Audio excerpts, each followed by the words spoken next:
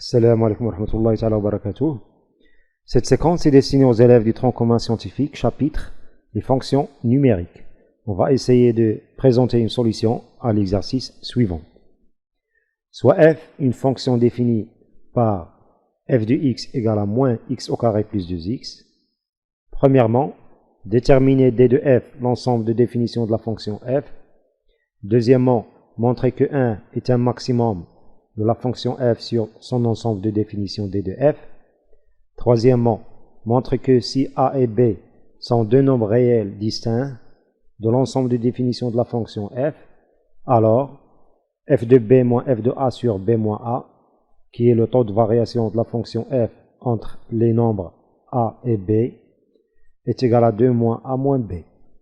Quatrièmement, étudier les variations de la fonction f sur chacun des intervalles 1 plus l'infini et moins l'infini 1. Cinquièmement, dresser le tableau de variation de la fonction f sur l'ensemble de définition d de f. Sixièmement, on va considérer dans cette question la fonction g définie par g de x égale à moins x au carré plus 2 fois la valeur absolue de x. Et la question A, c'est déterminer d de g l'ensemble de définition de la fonction g. La question B, montrer que pour tout x de R+, on a g de x égale à f de x. Puis la dernière question C, en déduire le tableau de variation de la fonction g.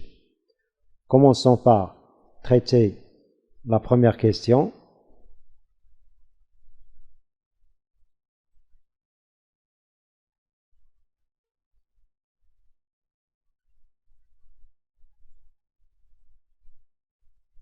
On a la fonction f est définie par f de x égale à moins x au carré plus 2x. Il n'y a ici ni dénominateur, ni racine carrée. Donc l'ensemble des définitions de cette fonction est évidemment d de f, c'est l'ensemble des nombres réels R. Concernant la deuxième question, montrer que 1 est un maximum de f sur son ensemble de définitions. Donc il faut montrer deux choses. La première, c'est que pour tout x appartenant au domaine de définition de la fonction f, f de x est inférieur ou égal à 1. La deuxième chose, c'est que 1 est l'image d'un nombre réel appartenant à d de f. Donc soit x appartenant à R, qui est l'ensemble de définition de la fonction f. Donc on a f de x moins 1 est égal, f de x c'est moins x au carré plus 2x. Pour montrer que f de x est inférieur ou égal à 1, il suffit de montrer que f de x moins 1 est inférieur ou égal à 0. Donc on va calculer f de x moins 1 et on va étudier son signe. Donc remplaçons f de x par l'expression moins x au carré plus 2x. On aura moins x au carré plus 2x, puis moins 1. Mettons moins 1 en facteur, donc on va factoriser par moins 1, c'est-à-dire moins, et on ouvre la parenthèse. Il reste ici x au carré, plus 2x deviendra moins 2x, et moins 1 deviendra plus 1. Ceci n'est qu'une identité remarquable de la forme x moins 1, le tout au carré. Donc on peut écrire moins facteur de x au carré moins 2x plus 1, sous la forme de moins x moins 1, le tout au carré. On sait que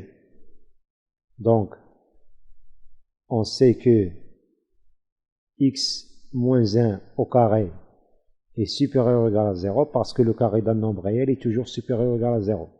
Alors, moins x moins 1 au carré est évidemment inférieur ou égal à 0. D'où f de x est inférieur ou égal à 1, parce que f de x moins 1 est inférieur ou égal à 0. f de x moins 1 est moins x moins 1 au carré. Donc, puisque f de x moins 1 est inférieur ou égal à 0, alors f de x est inférieur ou égal à 1. Maintenant, est-ce qu'il existe un nombre réel qui admet 1 pour image? D'après cette expression de f de x moins 1 est égal à moins facteur de x moins 1, le tout au carré. Cette expression s'annule pour x égale à 1. Donc, si on prend f de 1 moins 1, ça sera égal à moins 1 moins 1, le tout au carré. Donc, on a f de 1 moins 1 égale à moins 1 moins 1 au carré. Parce que cette égalité, f de x moins 1 est égal à moins x moins 1 au carré, il est valable pour n'importe x appartenant à R. En particulier, si x égale à 1, on aura f de 1 moins 1 est égal à moins facteur de 1 moins 1 le tout au carré. 1 moins 1 c'est 0, 0 au carré c'est 0, donc moins 0 c'est 0. Donc ce sera égal à 0. D'où f de 1 est égal à donc à 1. Parce que f de 1 moins 1 égale à 0, donc f de 1 égale à 1. Maintenant, on a f de 1 égale à 1 et f de x inférieur ou égal à 1 pour tout x appartenant à R. Donc on peut dire maintenant que 1 est un maximum de la fonction f sur R, sur l'ensemble de définitions R. Et par suite, 1 est un maximum de f sur R. Troisième question, montrez que si A et B sont deux nombres réels distincts de D de F, alors f de B moins f de A sur B moins A est égal à 2 moins A moins B. On va calculer tout d'abord f de B moins f de A. Donc, troisième question, f de B moins f de A. À quoi est égal? Remplaçons f de B par sa valeur qui est moins B au carré plus 2B. Donc moins B au carré plus 2B. Puis moins f de A. f de A c'est moins A au carré plus 2A. Donc on va faire f de A entre parenthèses. f de A c'est moins A au carré plus 2A. Est égal. On va maintenant supprimer les parenthèses.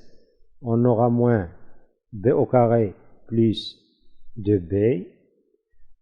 En supprimant les parenthèses, on aura moins A au carré, c'est-à-dire plus A au carré. Moins plus 2A, c'est moins 2A.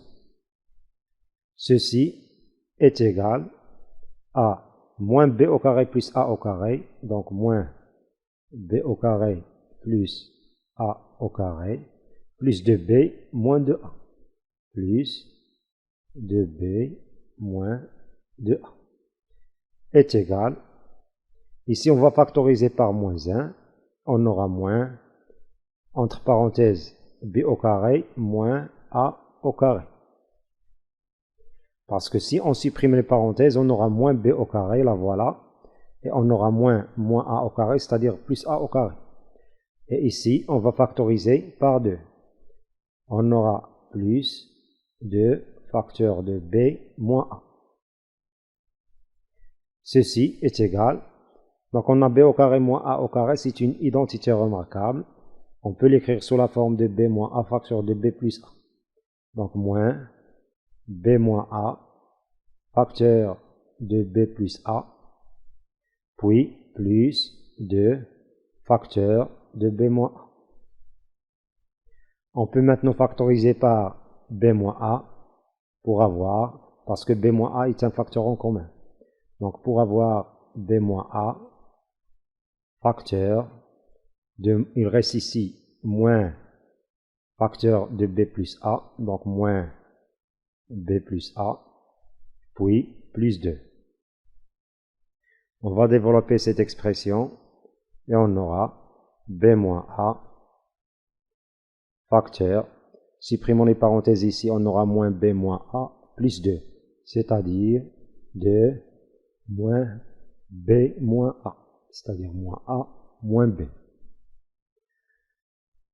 Pour avoir l'expression f de B moins f de A sur B moins A, qui est le taux de variation de la fonction f entre A et B, on va diviser f de B moins f de A par B moins A, parce que A est différent de B.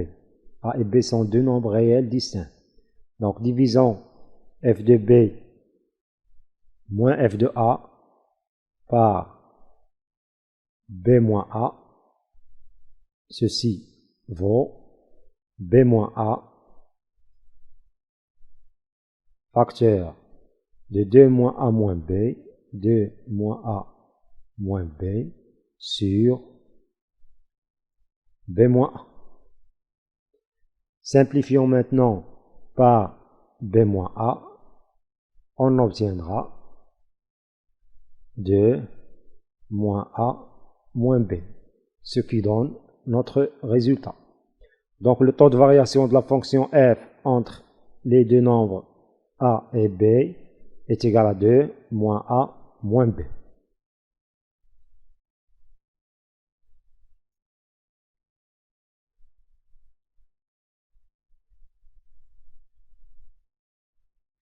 Étudions maintenant les variations de la fonction f sur chacun des intervalles 1 plus l'infini et moins l'infini 1. Commençons par 1 plus l'infini. Donc la quatrième question sur l'intervalle 1 plus l'infini. Donc soit A et B appartenant à l'intervalle 1 plus l'infini. Tel que, évidemment, il faut que A est différent de B. Donc, pour étudier les variations de la fonction f sur 1 plus l'infini, il faut étudier le signe de son taux de variation entre A et B. Son taux de variation, c'est f de A ou bien f de B moins f de A sur B moins A, qui est égal à 2 moins A moins B.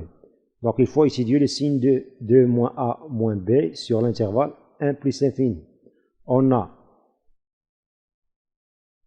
A, il est supérieur ou égal à 1. A supérieur ou égal à 1.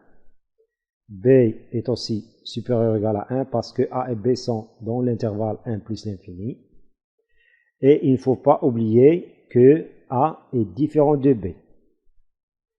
Ceci va nous donner que A plus B est strictement supérieur à 1 plus 1 qui est 2. Pourquoi on a fait ici strictement supérieur? Parce que si A est égal à 1, B sera strictement supérieur à 1. Parce que B est différent de A. Et par suite, on aura A plus B est supérieur strictement à 1 plus 1. La même chose, si B est égal à 1, A sera strictement supérieur à 1. Parce que A est différent de B. Et par suite, A plus B sera strictement supérieur à 2. C'est cette condition qui parle que A est différent de B qui nous mène à dire que A plus B est strictement supérieur à 2. Et par suite, on va multiplier par moins 1.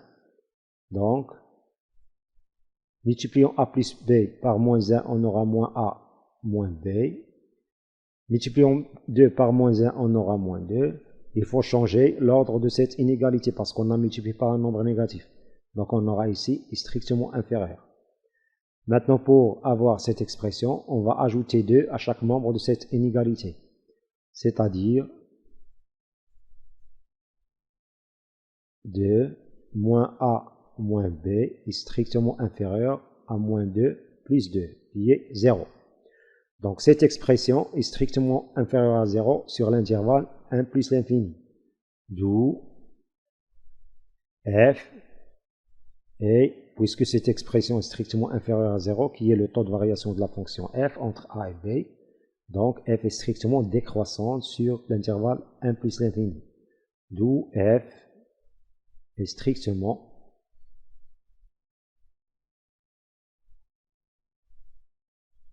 décroissante sur l'intervalle 1 plus l'infini. Maintenant, sur l'intervalle moins l'infini 1. Soit maintenant A et B appartenant à l'intervalle moins l'infini 1 avec A est différent de B, on a A est inférieur ou égal à 1, B il est inférieur ou égal à 1, et A est différent de B. Ça donne que A plus B est inférieur strictement à 1 plus 1 qui est 2. Parce qu'ici, A est différent de B. Donc, on multiplie par moins 1. Donc, multiplié par moins 1, on aura moins A moins B est strictement supérieur à moins 2. Ajoutons 2 à chaque membre de cette inégalité. Donc, 2 moins A moins B est strictement supérieur à moins 2 plus 2, qui est 0. Et par suite, le taux de variation de la fonction f entre A et B est strictement supérieur à 0. D'où f est strictement croissante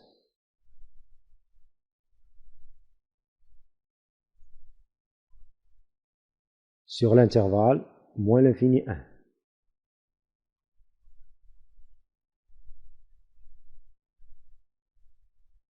Sur l'intervalle moins l'infini 1. Donc notre fonction f, elle est strictement croissante sur l'intervalle moins l'infini 1 et strictement décroissante sur l'intervalle 1 plus l'infini. Cinquièmement, dressons le table de variation de la fonction f sur l'ensemble de définitions. On aura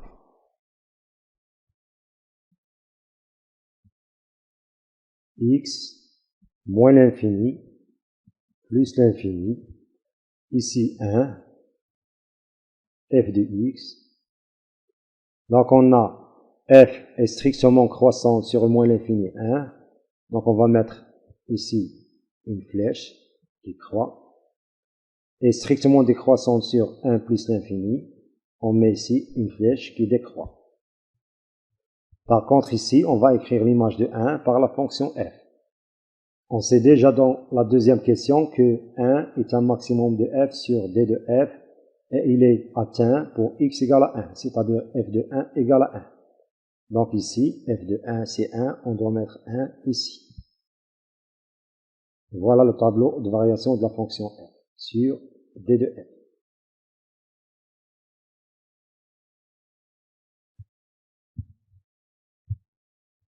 Sixième question, on considère la fonction g définie par g de x égale à moins x au carré plus 2 fois valeur absolue de x. A, donc sixième question, A, déterminer d de g l'ensemble des définitions de la fonction g. Évidemment, on n'a pas ici un dénominateur et on n'a pas un radical. Donc, d de g, c'est R. L'ensemble des définitions de la fonction g, c'est R. B, montrer que pour tout x de R+, on a g de x égale à f de x, soit x appartenant à R+. X appartenant à R+, ça veut dire que x est supérieur ou égal à 0. On a g de x est égal moins x au carré plus de valeur absolue de x. Et comme valeur absolue de x est égale à x, parce que x est un nombre réel positif, on écrit moins x au carré plus 2 fois x. Et moins x au carré plus 2 fois x n'est autre que f de x, d'après l'expression de f de x. Donc on a pu vérifier que g de x est égal à f de x pour tout x appartenant à R+. Maintenant, on déduire le tableau de variation de la fonction g. Donc, g, il faut déduire le tableau de variation de la fonction g. On sait que g de x est égal à f de x sur R+, c'est-à-dire sur 0 plus l'infini. Et on a g de x égale à moins x au carré plus 2 valeur absolue de x. Ça veut dire que la fonction g est une fonction paire. On a d de g, c'est R.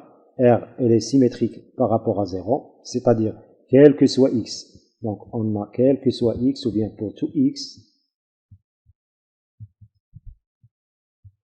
appartenant à R, moins x appartient aussi à R, pardon.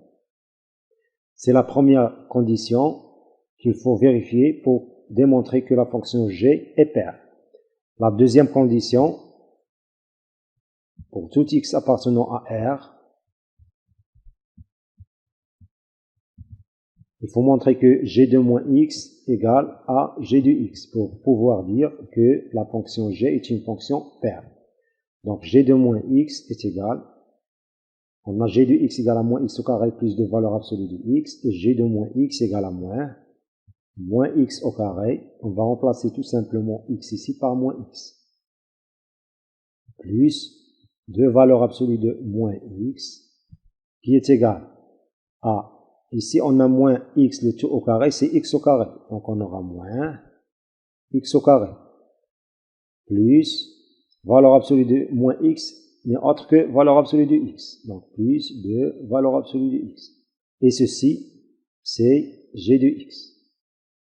Donc on a g de moins x est égal à g de x, et pour tout x appartenant à R, moins x appartenant à R. Donc, g est une fonction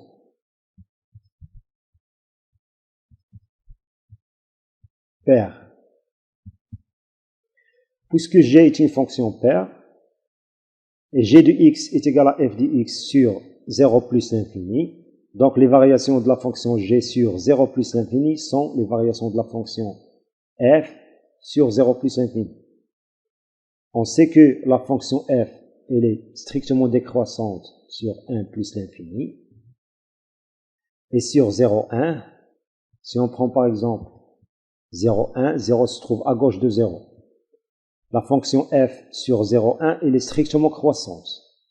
Et sur 1 plus l'infini, elle est strictement décroissante.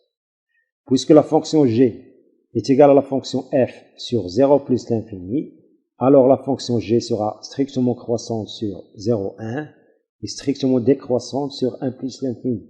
Ces variations sont les variations de la fonction f sur 0 plus l'infini. Donc, on a f est strictement croissante sur 0, 1 et f strictement décroissante sur 1 plus l'infini. Donc, f ou bien g est aussi strictement croissante sur 0, 1 et g est strictement décroissante sur 1 plus l'infini. G est une fonction paire, et on sait qu'une fonction paire inverse les variations. Le symétrique de 0, 1 par rapport à 0, c'est moins 1, 0. G est strictement croissante sur 0, 1. Elle est strictement décroissante sur moins 1, 0.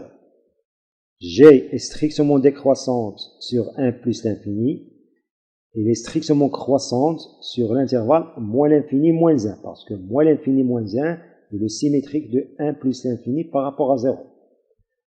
Récapitulons. G est strictement croissante sur 0, 1. Et G est strictement décroissante sur 1 plus l'infini.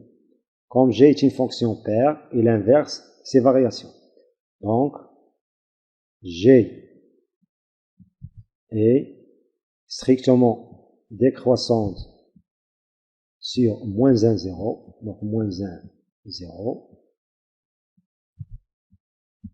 et G, elle est strictement croissante sur moins l'infini, moins 1. Résumons cette étude de variation de la fonction G sur un tableau. On aura